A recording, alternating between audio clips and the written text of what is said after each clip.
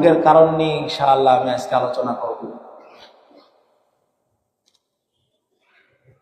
ফুকাহায়ে কেরাম, মুফাসসিরিনে আযম, মুহাদ্দিসিনে কেরাম, সমস্ত উলামা, ফুকাহা, সুলাহা এই ব্যাপারে একমত যে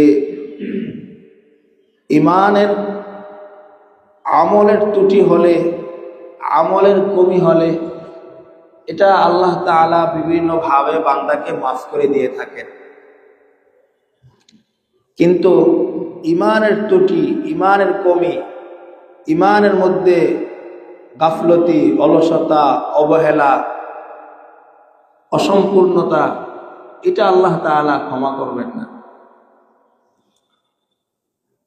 এই জন্যই আমাদের ফুকাহায়ে কেরামগণ, সালাফে সালেহিনগণ, সাহাবায়ে কেরাম থেকে নিয়ে পূর্ববর্তী উলামায়ে কেরাম, তারা বেশিরভাগই তারা ইমানের প্রতি অধিকতর গুরুত্ব দিয়েছেন এবং এই ইমানের উপর অসংখ্য অগণিত কিতাব তারা লিখেছেন। একজন মুসলমান সে আমল যতটুকুই করুক না কেন,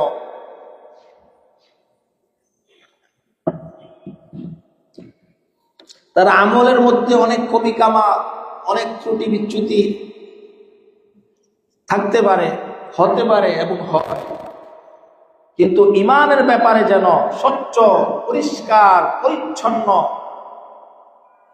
সুন্দর, নির্মল যেন তার ইমান তার ভিতরে থাকে। এই জন্যই তারা এই বিষয়গুলা আশ্চর্যান্বিত আপনারা হবেন, এত বিশদভাবে, বিস্তারিতভাবে আলোচনা করেছেন যা বলার অপেক্ষা রাখে না। এর কারণ হলো মহান রব্বুল আলামিন ইমানের প্রতি সবচেয়ে বেশি গুরুত্ব দিয়েছে। কোরআনে হাকিমের মধ্যে ৬৬৬৬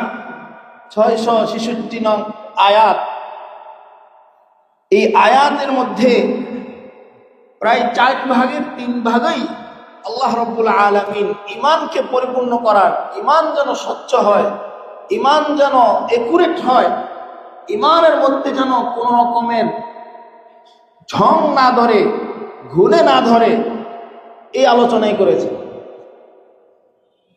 মাত্র ৪ থেকে ৫০০ আয়াতে কারিমা আছে। এই আয়াতে কারিমাগুলোর মধ্যে মহান রব্বুল আলামিন আমালে সালেহের আলোচনা করেছে।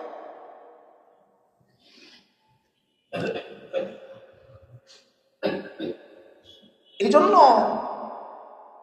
এই বিষয়টাই একজন মুমিনের সবচেয়ে বেশি গুরুত্ব দেওয়া উচিত, গুরুত্ব দেওয়া চাই।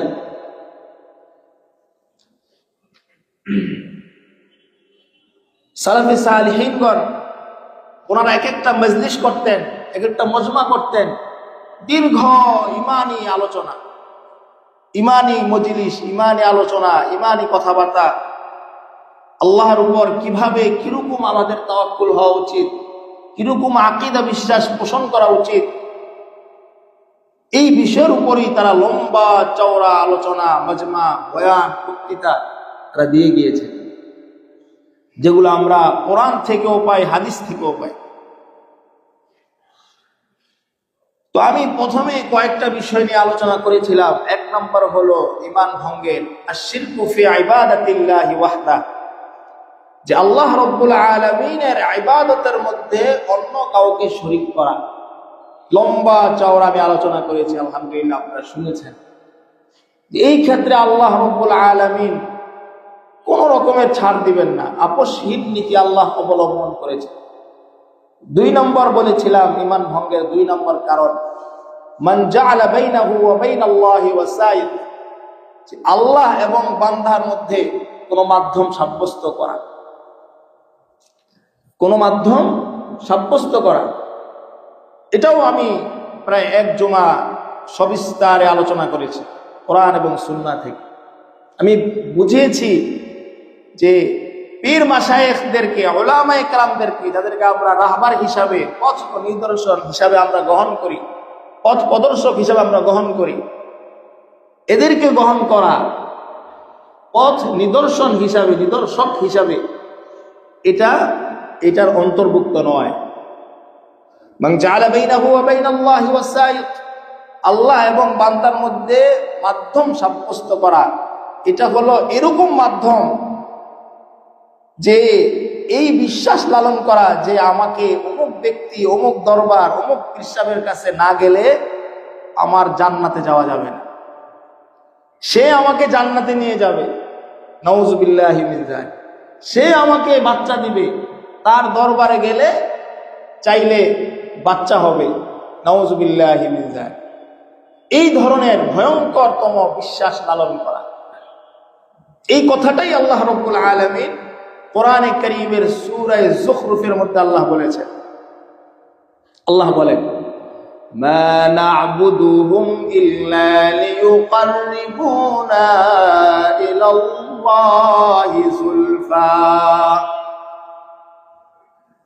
মা না'বুদুহুম, মক্কার কাফেরদেরকে যখন বলা হতো তোমরা এক আল্লাহর ইবাদত করো, এক আল্লাহর উপাসনা করো, এক আল্লাহর সমস্ত ইবাদতের মধ্যে অন্য কাউকে শরীক করো না, তখন তারা উত্তর দিত, মা না'বুদুহুম, আমরা তো এই দেবদেবীদের উপাসনা করি না, ইল্লা, তবে এই মাত্র এই জন্যই উপাসনা করি, লিয়ুকাররিবুনা ইলাল্লাহি যুলফা, এই দেবদেবীরা, এই মূর্তিগুলো, তাদের উপাসনা এই জন্যই আমরা করি, এরা আমাদেরকে আল্লাহর নৈকট্যে, আল্লাহর নিকটতম করে দেবে। নাউযুবিল্লাহি মিন। আরেক জায়গায় সূরা ইউনূসের মধ্যে আল্লাহ এই কথাটা আরো সুন্দরভাবে ব্যাখ্যা করেছেন, স্পষ্টভাবে আল্লাহ বলেছেন। আল্লাহ বলেন, ওয়ায়াবুদুনা মিন দুনিল্লাহ মা লা ইয়াদুররুহুম ওয়া লা ইয়ানফাউহুম। ওয়ায়াবুদুনা, যখন তাদেরকে বলা হয় তোমরা কেন এই সকল দেবদেবীদের উপাসনা করো, ওয়ায়াবুদুনা মিন দুনিল্লাহ, আল্লাহকে বাদ দিয়ে তোমরা এমন সকল দেবদেবীদের উপাসনা করছো, মা লা ইয়ানফাউহুম, যারা কোনো উপকার করতে পারে না, ওয়া লা ইয়াদুররুহুম, কোনো ক্ষতিও করতে পারে না, তখন তারা কি উত্তর দেয়?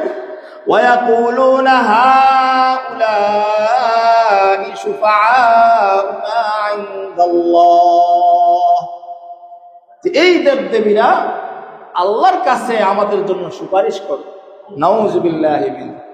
অর্থাৎ এই কথাটা আল্লাহ সূরা নাহলের মধ্যে সবিস্তারে আলোচনা করেছেন, বিভিন্ন সূরার মধ্যে, সূরা যুখরুফের মধ্যে আল্লাহ আলোচনা করেছেন।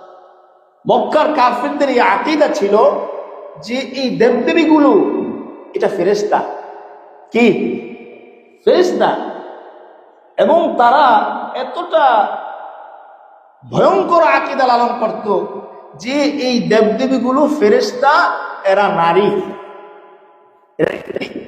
নারী অর্থাৎ মহিলা, আর তারা তাদের সমাজে কোনো নারী, কোনো মেয়ে বাচ্চা হলে তারা এটা সহ্য করত না, তারা এটাকে বংশের কলঙ্ক হিসাবে গ্রহণ করত। এই জন্য তারা কোনো মেয়ে বাচ্চা হলে নগদ হত্যা করে দিত, সাথে সাথে হত্যা করে দিত। হাদিসের মধ্যে অনেকগুলো ঘটনা এসেছে। এই কথাটা আল্লাহ রাব্বুল আলামিন বলেন যে তোমাদের ভাগটা কতটা বেইনসাফি, অসংগতিপূর্ণ, যে মহান রব্বুল আলামিন আল্লাহ, তাকে দিলা তোমরা মেয়ে আর তোমরা নিজেদের জন্য ছেলে গ্রহণ করছো, এটা কতটা অসম্পূর্ণ, অসংগতিপূর্ণ বন্টন। ইয়াতাওয়ারা মিনাল কওমি মিন সুই মা বুশরা বিহি আয়ুমসিকুহু আলা হুনিন লাম ইয়াদুসসুহু ফিত তুরাব আলা সাআ মা ইয়াহকুমুন। তো এই ছিল তাদের বিশ্বাস যে এই দেবদেবীগুলো ফেরেশতা, এরা আল্লাহর কাছে আমাদের জন্য সুপারিশ করবে। তো আল্লাহ রাব্বুল আলামিন এইটাকে কঠিনভাবে প্রতিহত করেছেন। আল্লাহ বলেন, না, এরা দেবদেবী, এরা কোনো ফেরেশতা নয়। লাহু মা ফিস সামাওয়াতি ওয়া মা ফিল আরদ, আসমান জমিনের সমস্ত কিছু আল্লাহ রাব্বুল আলামিনের জন্যই নিবেদিত। ওয়া লাহু মান ফিস সামাওয়াতি ওয়া মান ফিল আরদ, আসমান জমিনের যত কিছু আছে, আসমান জমিনের যত সৃষ্টি আছে, সমস্ত সৃষ্টি আল্লাহ রাব্বুল আলামিনের জন্য একনিষ্ঠভাবে নিবেদিত। ওয়া ইউসাব্বিহুনাল লাইলা ওয়ান নাহারা লা ইয়াফতুরুন, আল্লাহ রাব্বুল আলামিন বলেন, আমার কাছে যেই বাহিনী আছে, যেই ফেরেশতা আছে, এরা তো দিন রাত 24 ঘন্টাই ইবাদত করে। সুবহানাল্লাহ। ইউসাব্বিহুনাল লাইলা ওয়ান নাহার, আল্লাহ বলে, আসমান, আমার কাছে যেই ফেরেশতাগুলো আছে, তারা দিন এবং রাত 24 ঘন্টাই আমার ইবাদত তাসবিহাতের মধ্যে লিপ্ত থাকে, এবং তারা এতে কোন রকমের অলসতা, অবহেলা, ক্লান্তি তাদের আসে না। সুবহানাল্লাহ, লা ইয়াফতুরুন। তো এই হলো 2 নাম্বার, মান জাআলা বাইনাহু ওয়া বাইনাল্লাহি ওয়াসাই। আর আমরা যেটা করছি পীর মাশায়েখদেরকে, উলামায়ে কেরামদেরকে, এটা হলো আমি অজ্ঞ, আমি জানি না, এটা আল্লাহর আদেশ। ফাসআলু আহলায যিকরি ইন কুনতুম লা তা'লামুন। আল্লাহ রাব্বুল আলামিন বলেন, তোমরা যদি না জানো, তোমরা যখন জানতে পারো না, তখন যারা জানে ওদেরকে জিজ্ঞাসা করে নাও। ফাসআলু আহলায যিকরি আই আহলাল ইলমি, ইলমওয়ালাদেরকে জিজ্ঞাসা করে তারপরে সঠিকভাবে সঠিক দিনের উপর তোমরা আমল। ইন কুনতুম লা তা'লামুন, যদি তোমরা না জানো।